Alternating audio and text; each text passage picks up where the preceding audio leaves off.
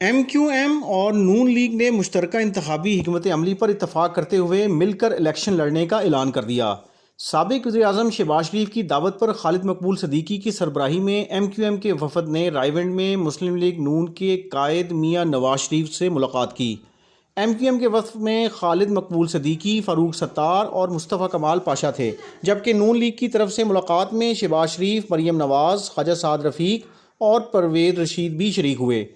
ذرائع کے مطابق 1 گھنٹے سے زائد کی اس ملاقات میں عام انتخابات، انتخابی اتحاد اور موجودہ سیاسی صورتحال پر گفتگو کی گئی، جبکہ اس دوران پاکستان کے عوام کو معاشی دلدل سے نکالنے پر بھی تبادلہ خیال کیا گیا۔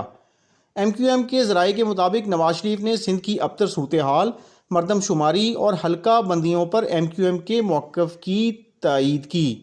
لاہور میں نواز شریف سے ملاقات کے بعد ایم کیو ایم اور نون لیگ کے رہنماؤں نے پریس کانفرنس کی، جس میں سعد رفیق کا کہنا تھا کہ 1.5 سال قبل ایم کیو ایم سے سیاسی اتحاد ہوا، تب ہی آج والا اتحاد طے پا گیا تھا۔ 8 فروری کا الیکشن رواداری کے ماحول میں لڑنے جا رہے ہیں۔